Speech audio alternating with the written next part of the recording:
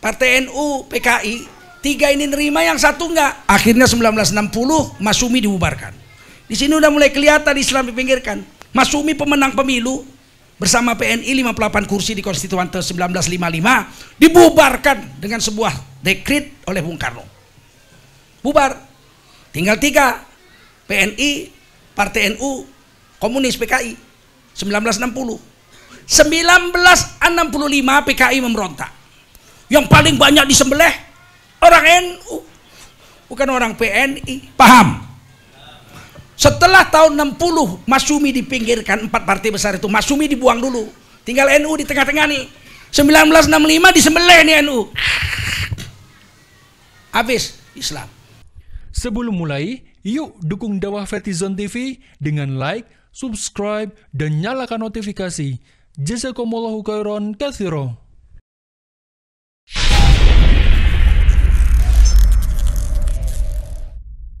Para ulama, tuan-tuan guru yang mulia, khususnya Bapak Ustadz kita, Pak Rozi, yang sudah bersama dengan kita, Sohibul Makan, pemilik tempat Rumah Warna ini, mudah-mudahan menjadi tempat berkumpulnya generasi muda Islam yang tangguh, ya, yang akan tumbuh menjadi tiang utama bagi negara kesatuan Republik Indonesia ini. Oh Bapak, Ibu-ibu, generasi muda yang mulia, wajiblah kita bersyukur pada Allah SWT. Salawat dan salam kita sampaikan untuk baginda Rasulullah SAW. Ayat yang saya baca tadi itu masyhur. Hampir semua organisasi Islam memakai ayat ini yang ada di Indonesia ini. Allah SWT berfirman tadi, wal takum minkum ummatun yad'una ilal khair. Ini minnya itu minkum, minnya itu kata ulama terbagi 2 pemahaman tafsirnya. Yang pertama mengatakan litaba'id, yang kedua memilih arti min di situ litabayin. Apa bedanya? Kalau litaba'id minkumnya itu hendaklah ada di antara kamu, itu sebetulnya itu terjemah.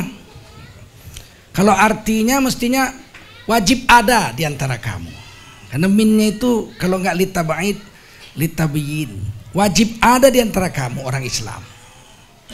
Yad'una ilal khair, mendakwahkan kebaikan. Wa ya'muruna bil ma'ruf, mereka memerintahkan pada yang ma'ruf. Wa yanhauna 'anil munkar, mereka mencegah yang munkar.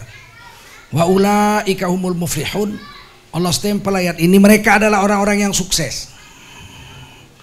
Kalau kita tinggalkan 3 kerja ini, memberhentikan mendakwahkan kebenaran, cari selamat diri sendiri, yang penting adem, aman, tentrem, itu bukan ajaran Islam.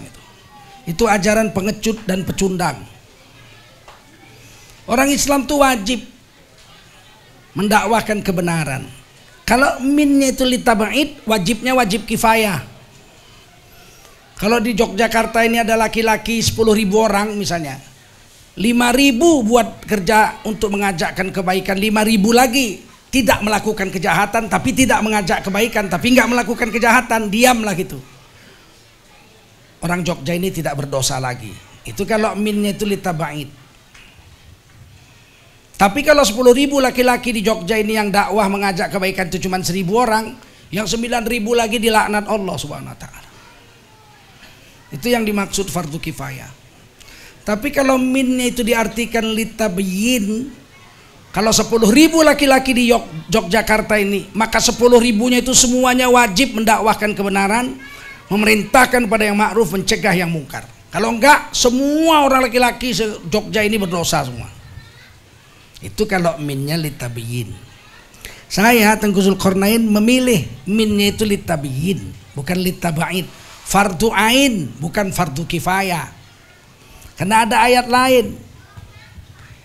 Ya ayyuhalladzina amanu qu anfusakum wa ahlikum naro. Hei kamu orang beriman,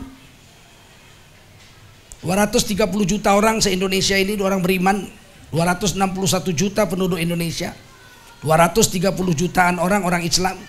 Hei kamu orang beriman yang 230 juta di Indonesia itu, jagalah dirimu dan keluargamu dari api neraka. Berarti kita ini wajib mendakwahkan kebenaran, memerintahkan yang ma'ruf, dan mencegah yang mungkar, minimal untuk diri kita, anak dan istri kita. Minimal itu. Kalau ditinggalkan berdosa itu, karena fardu ain. Itu tugas nabi-nabi zaman dulu. Dulu kalau dapat wahyu, satu orang laki-laki dapat wahyu, dia gunakan untuk diri dan anak istrinya aja, dia digelar nabi. Tapi kalau dia dapat wahyu, dia gunakan untuk dirinya dan kaumnya, maka dia digelar rasul. Itu bedanya rasul dengan nabi. Kalau cuma untuk diri, anak istrinya, perjuangannya nggak keras, disebut nabi. Menurut hadis Ibnu Hibban ada 124.000 nabi-nabi yang pernah diturunkan ke dunia. 313 rasul. Di mana bedanya rasul dengan nabi? Kalau dapat wahyu digunakan untuk diri dan anak istrinya saja, dia disebut nabi. Tapi kalau dapat wahyu didakwahkan kepada kaumnya semua, maka dia disebut rasul. Wali kulli ummatin rasul. Setiap umat dikirim satu rasul. Nah, jadi kalau rasul untuk umat, itu Quran yang bilang. Kalau nabi untuk diri dan keluarga aja. Paham? Berarti orang Islam zaman akhir ini wajib mendakwahkan kebenaran minimal untuk dirinya, anak dan istrinya. Itu sudah pekerjaan nabi zaman dulu itu. Tapi hari ini ada satu kelompok orang yang saya duga memang takut akan kebangkitan Islam.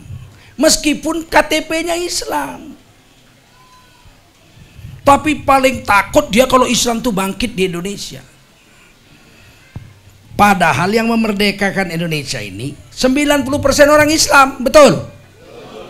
Kiai-kiai dan santri-santri. Orang-orang berserban, berjubah. Tapi hari ini peranan ini mulai mau dibuang. Sebenarnya meminggirkan jasa-jasa Islam dalam kemerdekaan Indonesia itu sudah dimulai sejak awal-awal Indonesia merdeka. Saya ingin cerita sedikit. Ketika tahun 1944 kita hampir merdeka. Perjuangan kemerdekaan ini kan udah ratusan tahun. Perang fisik aja mulai dari Untung Suropati, itu ulama. Ada gurunya namanya Kiai Embun, wilayah sini. Kemudian Trunojoyo lebih dulu, Jawa Timur. Terus sampai di Ponegoro, sampai terakhir Tengku Umar, Johan Pahlawan. Itu semua orang-orang Islam. 90% orang Islam. Kemudian berubah pemerang. Perang lawan Belanda berubah, nggak lagi perang fisik. Mulai perangnya itu pakai organisasi. Organisasi yang pertama berdiri di Indonesia adalah organisasi Jamiatul Khairat. Yang di kitab sejarah kan dibilang Budi Utomo, betul nggak? Budi Utomo 1905. Organisasi pertama berdiri di Indonesia adalah Jamiatul Khairat yang didirikan oleh keturunan-keturunan Arab, para habaib-habaib. Kantor pusatnya di Tanah Abang, sampai sekarang masih ada. Berdiri tahun 1901, membuat pendidikan untuk memerdekakan Indonesia. 1905 berdirilah organisasi Islam yang namanya Syarikat Islam. Haji Omar Said Cokro Aminoto, guru Bung Karno. Itu Syarikat Islam 1905. 1905 juga berdiri Budi Utomo. Jadi Budi Utomo itu organisasi nasional nomor 3 berdirinya. 2 sebelumnya udah berdiri organisasi Islam.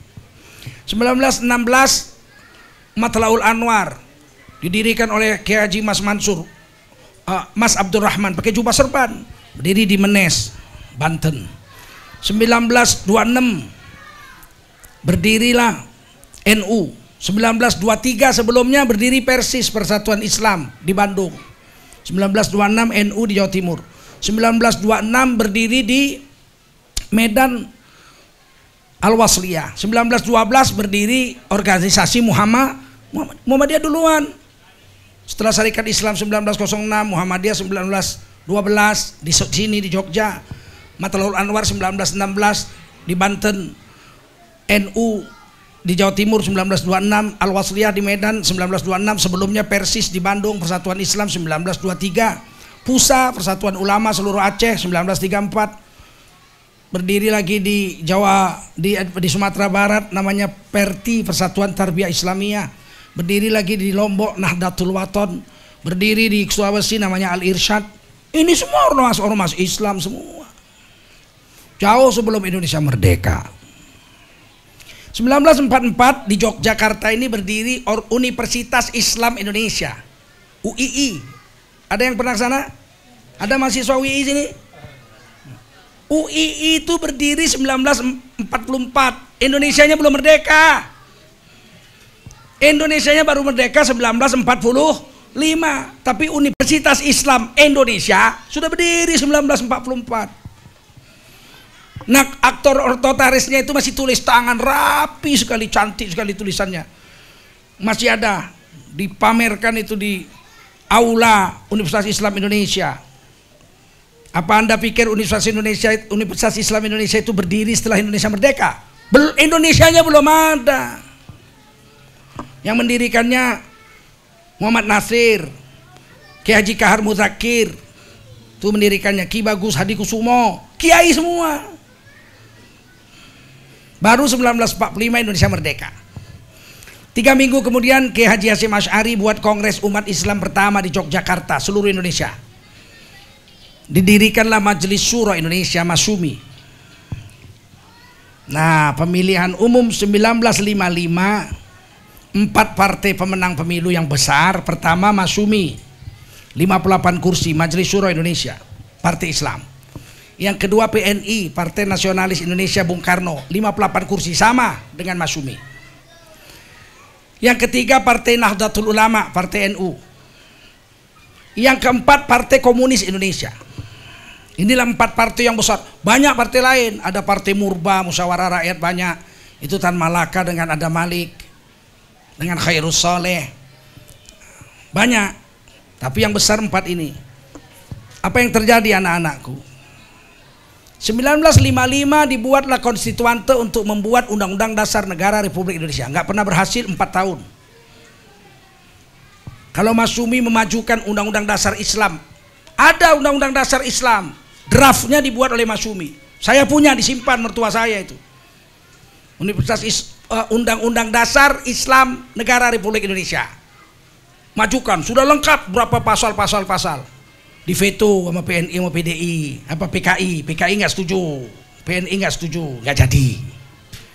PNI bikin Undang-Undang Dasar Nasional Indonesia, di veto sama NU sama Masumi, nggak jadi. PKI nulis Undang-Undang Dasar berdasarkan komunis dan sosialis, di veto sama PNI dan Masumi, nggak pernah berhasil. 4 tahun sidang konstituante tidak bisa memutuskan Undang-Undang Dasar 1945. Akhirnya Bung Karno mengeluarkan dekret Presiden Soekarno 1 Juli 1959 membubarkan konstituante. Kembali ke Undang Dasar 1945. Apa yang terjadi? Bung Karno membuat kebijaksanaan dengan membentuk Nasakom, nasionalis agama komunis. Disadikan satu agama komunis nasionalis jadiin satu, namanya Nasakom, nasionalis agama komunis. Nasionalisnya PNI, pimpinan Bung Karno. Yang mewakili agama Partai NU, yang mewakili PKI, Komunis, Partai Komunis Indonesia, 3 Nasakom.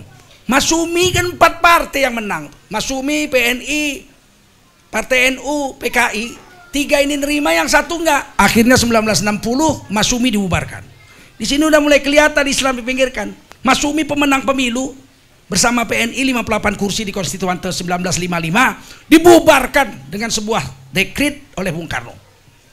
Bubar, tinggal 3, PNI, Partai NU, Komunis, PKI. 1960, 1965 PKI memberontak. Yang paling banyak disembelih orang NU, bukan orang PNI. Paham? Setelah tahun 60 Masumi dipinggirkan, 4 partai besar itu Masumi dibuang dulu, tinggal NU di tengah-tengah nih. 1965 disembelih nih NU, habis Islam. Untung kemudian Pak Harto bangkit bersama Sarwoedi dan menumpas PKI. Nah, saudara-saudara yang mulia, sejak itu Islam nggak pernah maju. Partai Islam hanya mencapai 43% saja. Kalau di kampung Dicampur-campur 43%. Itu sudah maksimal. Setelah reformasi, Partai PAN, Partai PKB, Partai P3, Partai Keadilan PK, sekarang jadi PKS. Itu kalau dikumpul termasuk PBB, Partai Bulan Bintang, kemudian jadi Partai Bintang Bulan, begitu-gitu aja lah. Ya. Itu kalau dikumpul semua 42%. Tapi berhasil mendudukkan Gus Dur jadi presiden. Walaupun cuma 42%, 1999 berhasil mendudukkan Gus Dur jadi presiden. Walaupun kemudian Gus Dur dijatuhkan juga dengan tuduhan korupsi Bulog Gate yang sampai sekarang tidak pernah terbukti. Yang penting Gus Dur jatuh. Apa yang mau saya sampaikan adalah judul kita hari ini, radikal tuh keras belum tentu radikal. Ada sekelompok orang sekarang yang takut Islam itu bangkit, sehingga kata-kata radikal itu diubah sedemikian rupa menjadi cikal bakal teroris itu radikal. Padahal kalau kita buka Kamus Besar Bahasa Indonesia, Kamus Besar Bahasa Indonesia, ambillah radikal. Radikal adalah perubahan yang mendasar, termasuk undang-undang negara yang disertai dengan ilmu pengetahuan. Nggak ada salah apa-apa radik di situ. Kata radikal itu, bahasa Inggrisnya radik. Radik itu tidak ada salah apa-apa. Tapi sekarang memang sengaja dibuat pergeseran makna, digeser sedemikian rupa sehingga kalau mendengar radikal langsung wah cikal bakal teroris. Padahal Indonesia merdeka ini karena radikal. Kalau tidak ada sifat orang-orang radikal nggak merdeka Indonesia. Amerika menjatuhkan bom atom, satu di Nagasaki, satu di Hiroshima. Tanggal 14 Agustus 1945 Hiroshima dibom. Sebelumnya Nagasaki tanggal 9. Jepang kalah. Penjajah Indonesia waktu itu Jepang, bukan Belanda. Belanda udah kalah 1942. Jepang sudah menyerah, angkat kaki dari Indonesia diam-diam. Anak-anak muda kita Khairul Soleh dan kawan-kawan, semoga Allah merahmati beliau, mendengar dari berita radio luar negeri. Begitu anak muda yang didengar tuh berita luar negeri gitu, bukan jogetan aja, iwak peye gitu aja. Mereka tahu bahwa Jepang sudah menyerah kalah dan sudah meninggalkan Indonesia diam-diam. Indonesia sudah tidak punya penguasa.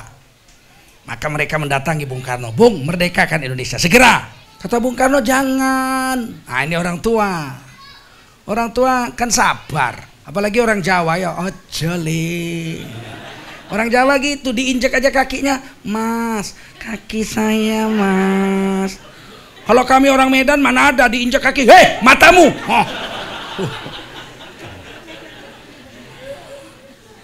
Apa kata Bung Karno? Jangan. Kita ini udah janji, Jepang sudah janji bahwa kita akan merdeka, diberi sebagai hadiah oleh Jepang abang kita yang sulung. Jepang kan ngaku abang sulung. Kakang Sing Barep udah janji bahwa kita akan diberi kemerdekaan sebagai hadiah, nggak usah perang. Tunggu aja hadiah dari Jepang. Kata Khairul Soleh, nggak ada, nggak bakal. Rebut ini kemerdekaan. Bung Karno bilang jangan. Diculik Bung Karno. Oh, radikal. Radikal. Diculik kok nggak radikal. Ditangkap Bung Karno sama Bung Hatta, dinaikin mobil, diculik ke Rengas Dengklok, ke Kerawang sana. Dulu Kerawang tuh jauh, sekarang kan karena jalan tol deket. Sampai di Kerawang masukin rumah, digembok kunci. Dah sekarang kerja, bikin teks proklamasi. Anak-anak muda radikal apa enggak itu? Radikal enggak? Radikal. Pokoknya enggak pulang ke Jakarta kalau enggak selesai teks proklamasi. Ditulis sama Bung Karno, proklamasi. Tulisan tangan Bung Karno itu. Kami bangsa Indonesia dengan ini menyatakan kemerdekaan Indonesia. Hal-hal mengenai pemindahan kekuasaan dan lain-lain diselenggarakan dengan cara seksama dan dalam tempo yang sesingkat-singkatnya. Jakarta 17 Agustus 1945 atas nama bangsa Indonesia. Soekarno-Hatta, tanda tangan. Ulang ke Jakarta malam Jumat. Jumat pagi Bung Karno naik sepeda ke rumah Habib Kuitang, Habib Ali Kuitang gurunya, minta restu mau memerdekakan Indonesia. Dikasih bendera, merdekakan Indonesia segera. Maka Bung Karno siang datangnya jam 10 pagi, karena naik sepeda dulu ke Kuitang. minta izin guru dulu. Kemudian datang ke Pegangsaan Timur, sudah jam 10, bulan Ramadan, hari Jumat. Dibacalah teks proklamasi itu setelah diketik oleh Sayuti Malik yang mengetik. Berdirilah Indonesia merdeka. Karena apa? Karena ada anak-anak muda radikal. Coba kalau anak-anak mudanya itu adem. Bagaimana Bung? Kita merdeka, tunggu Jepang. Ya wes, adem. Nggak jadi merdeka kita tahu.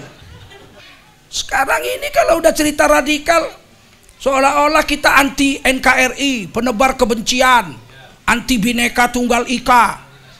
Bhinneka Tunggal Ika itu artinya walau berbeda,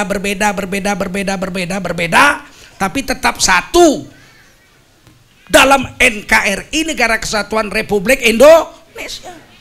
Walaupun berbeda-beda, tetapi tetap satu. Kita nggak bikin ribut, nggak memberontak, nggak bikin senjata kayak yang nembaki tentara, nggak ada. Kita nunggu 17 April kita pilih orang yang lama atau orang yang baru, kan begitu, betul nggak? Kalau semua harus sama, bukan Bhinneka Tunggal Ika namanya, Ika Tunggal Ika. Tukar aja slogannya udah. 4 tahun ini udah nggak Bhinneka Tunggal Ika lagi. Kenapa? Karena bikin ribut. Kalau berbeda membuat pemecah belah. Jadi udah tukar aja yang di kaki burung Garuda itu, Ika Tunggal Ika. Pokoknya satu, semuanya harus sama. Kalau kurus presidennya kurus semua gitu. Jangan begitu. Jadi keras itu bukan radikal. Kita kembali kepada sejarah. Rasulullah wafat, Abu Bakar Siddiq jadi khalifah.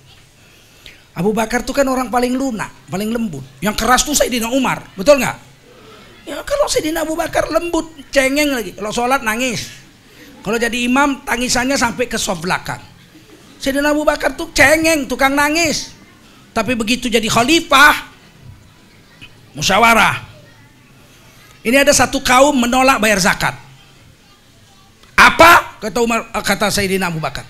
Nolak bayar zakat, nggak mau bayar. Kirim pasukan, perang. Begitu. Kata Umar bin Khattab, kata Khalifah Umar, Abu Bakar, apakah kau akan memerangi orang yang sholat dan mengucapkan 2 kalimat syahadat? Kan mereka sholat, mereka mengucap 2 kalimat syahadat, cuman mereka nggak bayar zakat. Apa harus diperangi? Apa kata Sayyidina Abu Bakar? Demi Allah, saya akan perangi semua orang yang mengaku Islam tidak bayar zakat. Seandainya zaman Rasulullah dulu dia bayar zakat onta pakai talinya, zaman saya nggak ada talinya, saya tagih talinya. Begitu. Radikal nggak itu kira-kira? Radikal itu. Perang kok. Perang riddah. Perang. Siapa bilang nggak perang? Keras itu bukan radikal. Tergantung kerasnya di mana dulu. Kalau kerasnya membela undang-undang, itu harus keras. Betul nggak? Ada orang korupsi, tapi orang penting, duitnya banyak. Ditangkap KPK, kabur nabrak tiang listrik. Kepalanya benjol sebesar bakpao, tetap harus ditangkap juga.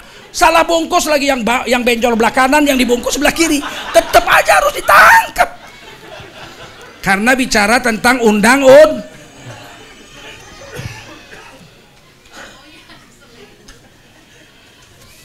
Kalau undang-undang itu tidak keras, tidak tegas, maka mencela-mencele namanya. Ya. Kami Majelis Ulama Indonesia. Majelis Ulama itu khadimul ummah, pelayan umat. Bukan khadimul hukumah, bukan pelayan pemerintah, bukan khadimul a'immah, bukan pelayan pemimpin. Kami MUI ini pelayan umat, nggak digaji 1 rupiah pun. Jangan kalian pikir kami digaji nih. Dituduh, wah MUI itu mandi duit. Duit siapa? Nggak ada, kami nggak digaji 1 rupiah pun. Dibayar negara, pakai apa negara bayar? Nggak ada. Lebih banyak bantuan negara untuk PSSI. PSSI pernah dapat hampir 1 triliun, lawan Brunei aja kalah. Kita nggak dibantu, kita nggak digaji untuk MUI ini. Tapi kalau kita bicara tentang hukum, bicara tentang fatwa, kita tegas.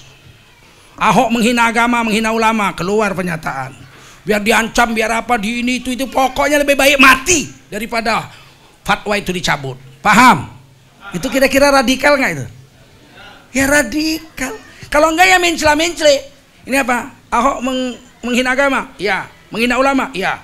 Ini kan membuang. Oh ya, kita cabut. Itu namanya mencela-mencele. Ya tetap harus keras. Cuman gayanya beda-beda. Kalau saya ditanya, Pak, fatwa tentang Ahok bisa cabut nggak? Satu huruf pun tak bisa cabut. Walaupun saya harus mati tidak bisa cabut. Itu gaya saya orang Medan. Harus cabut Pak? Gak bisa. Ku cekek ke leher kau nanti. Itu orang Medan.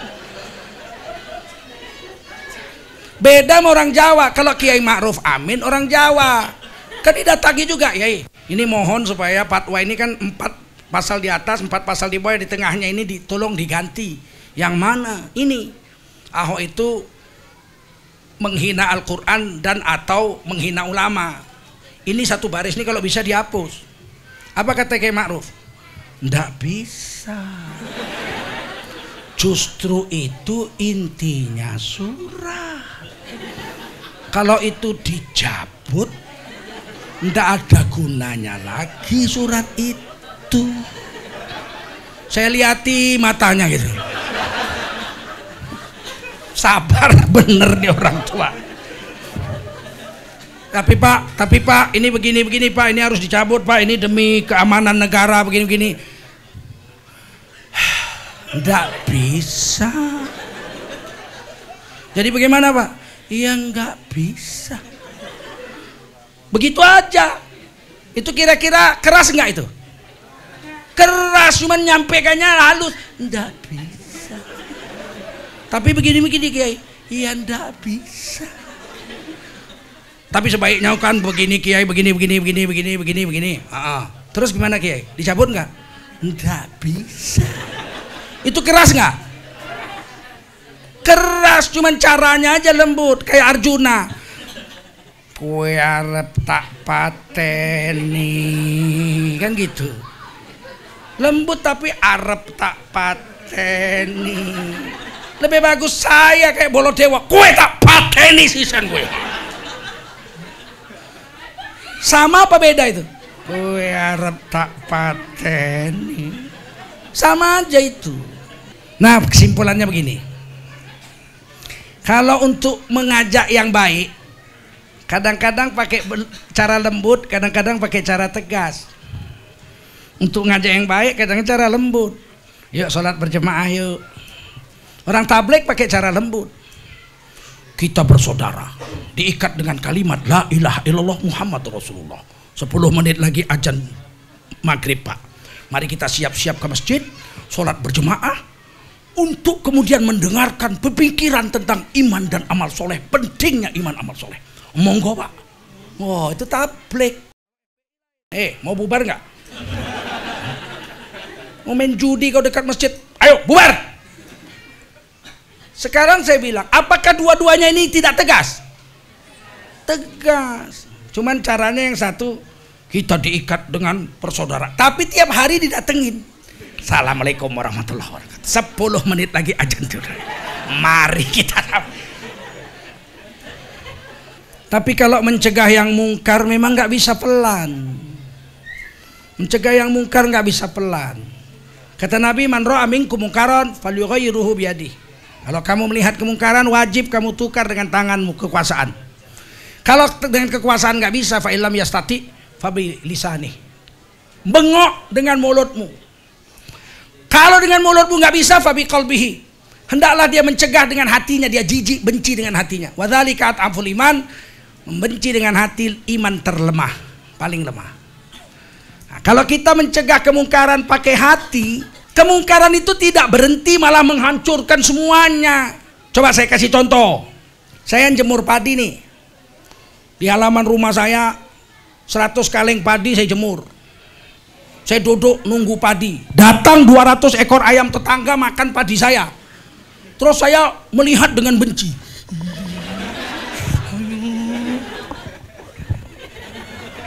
Satu hari habis padi saya. Betul? Nggak merubah keadaan, malah hancur negeri ini. Kalau dengan kemungkaran cuman gemeter lihat. Cara yang kedua, dengan mulutmu menjerit. Kita usir aja. Hos! Ayam itu loncat. 10 menit lagi balik lagi. Mulai makan lagi. Kita usir lagi. Hos! Dia loncat sedikit. Dia lihat kita cuma duduk di kursi. Mulai makan lagi. Teriakan ketiga. Hos! Cuma noleh. Keempat. Hos! Alah, paling hos aja. Cuman 3 kali bisa hus. Tapi kalau kita pakai tangan, kita berdiri, kita kejar-kejar tuh ayam. Dioyak-oyak, loncat pagar, loncat omahe wong, nyelosop nang ngisor meja. Kejar-kejar 10 menit. Habis itu duduk di kursi kita. Zikir. Ayam itu lihat, oh seneng ku. Sing baju putih ku. Sampai besok pagi gak ada yang berani datang. Paham? Paham nggak? Dia pun mau jual togel, nggak berani. Oleh karena itulah kita ini semua harus bersatu, bineka tapi tunggal, untuk menjadikan NKRI negara yang baldatun toyibatun warobun. Akhirnya saya beri gambaran bahwa manusia ini aja beda-beda. Kata Nabi, kal jasadil wahid, seperti tubuh yang satu. Orang Islam itu seperti tubuh yang satu. Betul? Nah, coba kita lihat di cermin tubuh kita. Nggak ada yang sama. Kita punya gigi 32. Tajam-tajam. Bisa memotong, bisa mengerobek, bisa mengunyah. Hebat gigi. Iya, tapi gigi kan cuma 32. Coba kalau dari rambut sampai kaki gigi semua. Nggak hebat manusia, betul nggak? Justru hebatnya gigi itu kan cuma segitu aja. Tinju keras, ya tinju cuma 2. Ada yang lembut kayak lidah, tidak bertulang. Hebat lidah. Ya kalau hebat lidah terus tubuh kita ini lidah semua gimana coba? Jelek juga. Lidah yang begitu hebat bisa ngomong dikurung dengan gigi. Kalau dikurung gigi masih bisa ngomong dia. Kue tak cek enggak semua. Akhirnya gigi itu ditambah bibir, walisana wasyafatain, lidah ditutup dengan 2 bibir. Kalau udah ditutup dengan 2 bibir nggak bisa ngomong lagi. Makanya kalau ada ulama, pejabat udah nggak bisa ngomong, mungkin bibirnya udah dilem pakai duit.